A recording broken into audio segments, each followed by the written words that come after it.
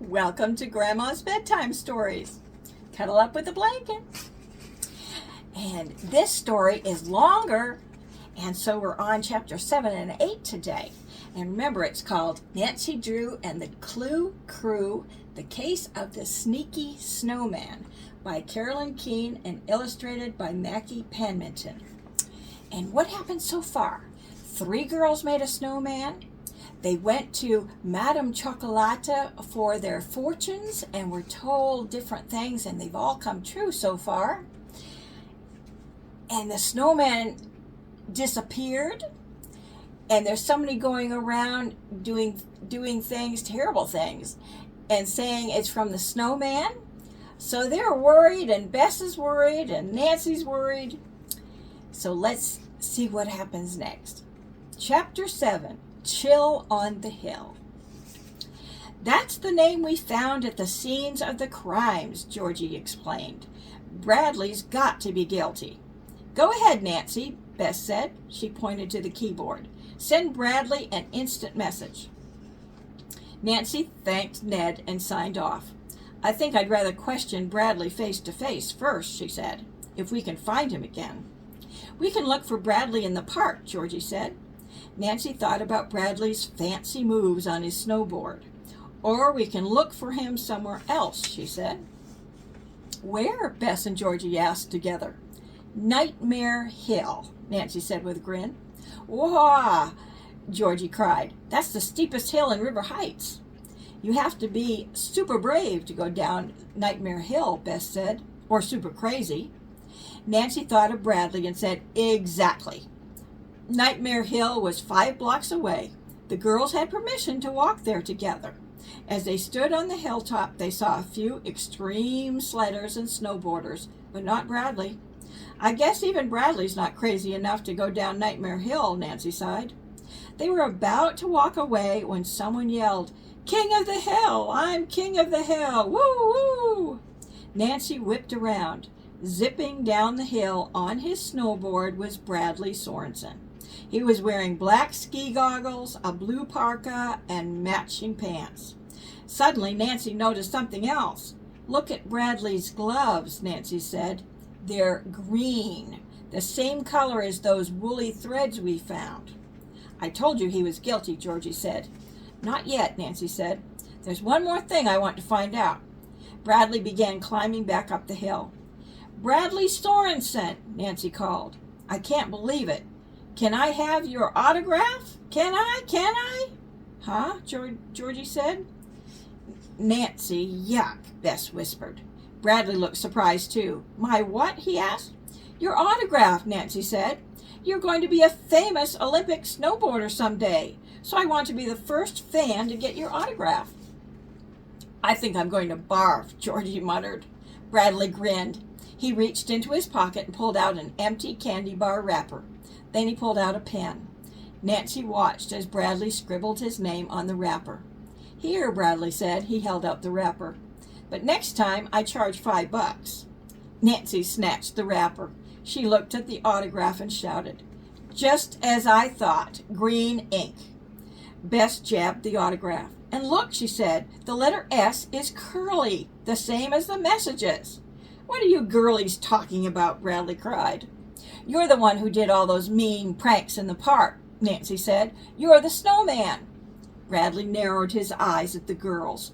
Then he slipped his feet into his snowboard and said, Oh yeah, catch me if you can. The girls watched as Bradley pushed down the hill. Oh great, Georgie said. He's getting away. Bess glanced around. She ran over to a big sheet of cardboard and dragged it over. What's that? Nancy asked. An instant sled, Bess said. Hop on. But this is Nightmare Hill, Georgie cried. They sat in a row on the cardboard. Then they leaned forward and pushed it down the hill. Wow! The girls shouted. Nancy gritted her teeth as they sped after Bradley. It was like being on the bumpiest, scariest roller coaster ride. King of the Hill, Bradley shouted as he gained speed. King of the... Ah! Bradley's snowboard flipped over. He flew through the air and landed right in a snowbank. The cardboard sled stopped at the bottom of the hill. The girls jumped off and ran to Bradley. He was standing up, covered with snow. "Now you're king of the spill," Georgie laughed. "Why did you do it, Bradley?" Nancy asked. "Why did you do all those pranks?" "I don't know what you're talking about," Bradley growled. Bradley dusted himself off. Suddenly Nancy spotted something stuck to his sleeve. It looked like a strand of green silly string. "I think you do know what I'm talking about," Nancy said. She plucked the string from his sleeve and smiled. Bradley stared at the string and sighed. "Okay, so I squirted a bunch of sleds," he said, "and papered some bushes, and threw some eggs. Big deal." "You forgot something," Georgie said. "You knocked down our snowman, too." "No way," Bradley said. "That I didn't do." "You didn't?" Nancy asked. "Nah," Bradley said. "I stopped knocking down snowmen in 2nd grade." Bradley picked up his board. Then he stomped his way up the hill. "How do we know he's telling the truth?" Beth asked. Georgie pointed to one of Bradley's footprints. "His boots have that starry design on the sole," Georgie said, "just like the footprints near the pranks, but not like the ones near Sherlock," Beth said. "I don't think Bradley knocked down Sherlock," Nancy said. "And he won't make any more trouble either, now that we know who the snowman is." "But we still don't know what happened to Sherlock," Georgie said. Nancy, Bess, and Georgie chatted as they walked away from the hill. The friends still couldn't believe they had sledded down the highest hill in River Heights. "And I built a sled," Bess said proudly. "Well, sort of." The girls headed back to the Drew house. Nancy's puppy, Chocolate Chip, was tethered to a tree in the front yard. The chain fastened to Chip's collar was long enough for her to romp around in the snow. Chip buried her little brown face in the snow. When she pulled it out, it was completely white. "Chip loves the snow," Nancy said. "I can see that," Georgie laughed. Inside the house, the girls sat around the kitchen table drinking Hannah's yummy hot chocolate. They forgot all about the case as they giggled and licked chocolate mustaches from their lips. As they sipped their last drops, Hannah held out Chip's leash. "Now that you've had some hot chocolate," Hannah said, "how about walking Chocolate Chip?" Nancy, Bess, and Georgie bundled up again and went outside. Chip's chain was still attached to the tree, but Chip was gone.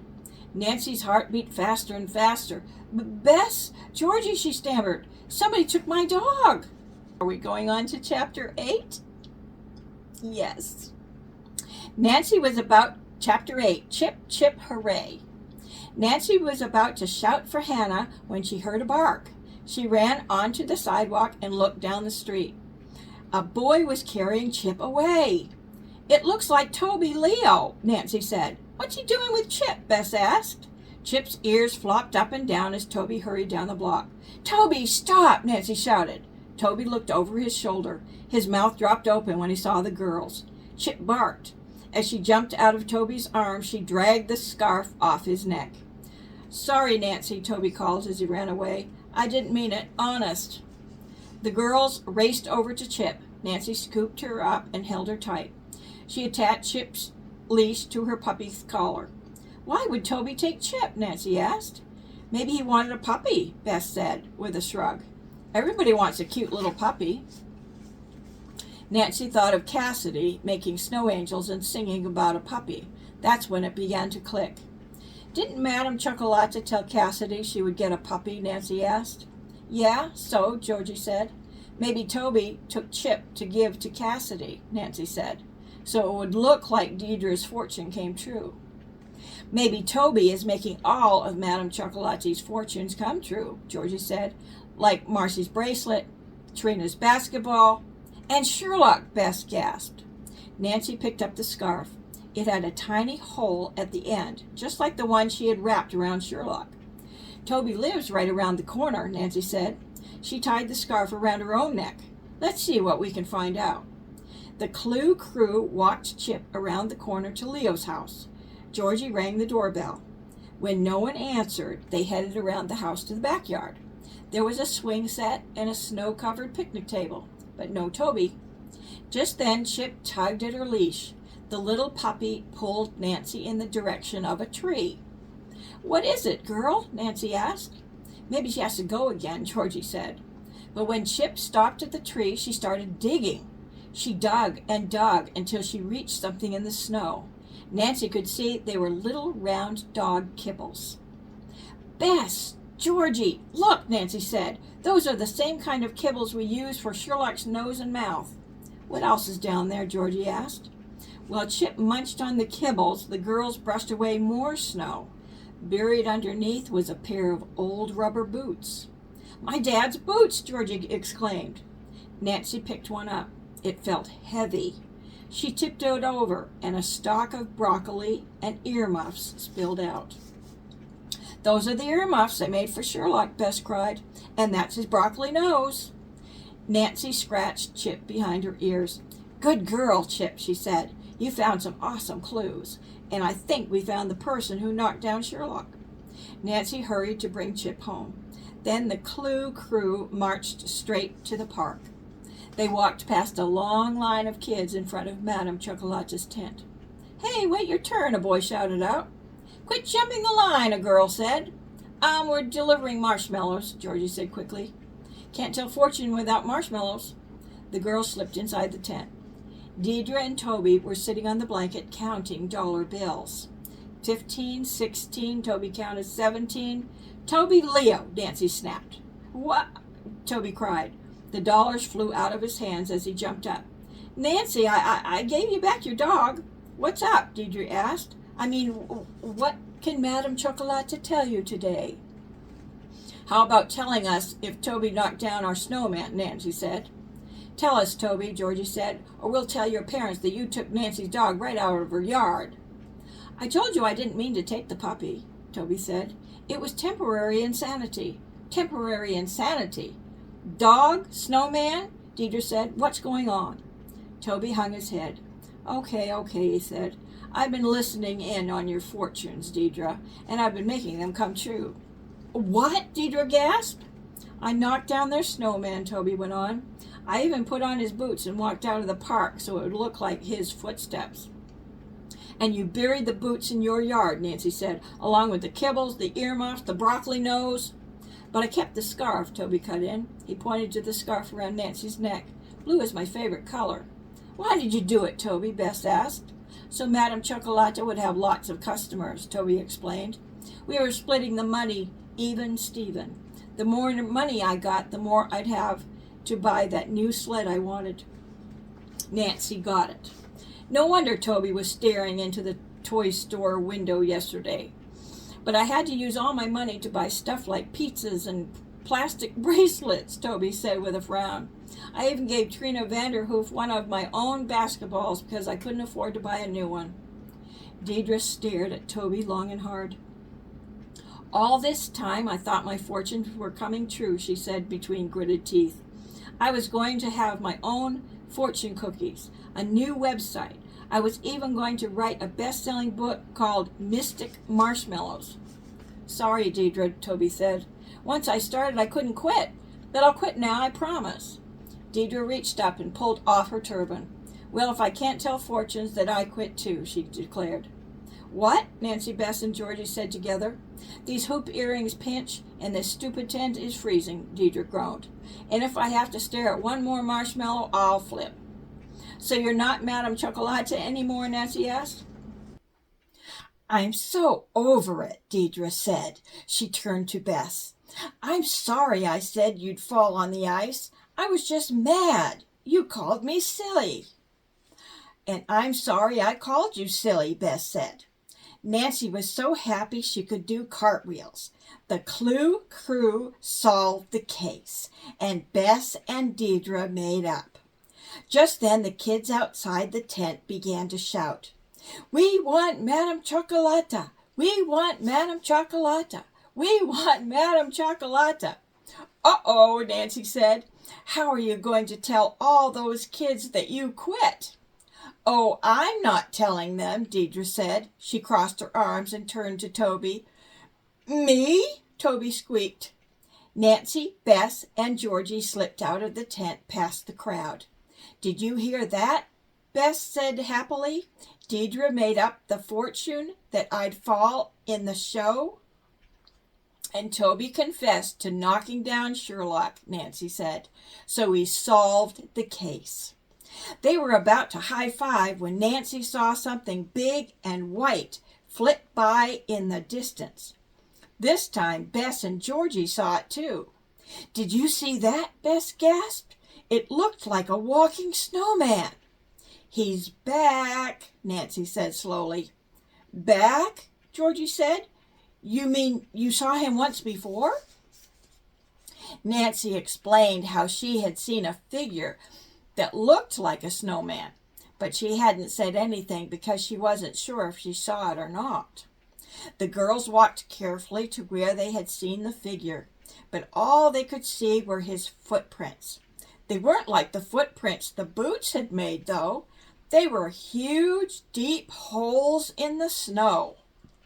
Nancy, Bess, and Georgie were silent as they stared at the strange footprints. "This case is not closed," Nancy said. "Not until we find out who that was." "Or what it was," Bess said with a shiver. That night Nancy sat in the den watching TV. She wasn't really paying attention, though. She was too busy wondering about the mysterious figure that they had seen in the park that day. It looked like a snowman, Nancy thought. But was it a snowman? Nancy clicked the remote to surf the channels. She stopped when she saw a news reporter standing in front of the River Heights Museum of Natural History. It was Nancy's favorite museum. It even had dinosaur bones inside.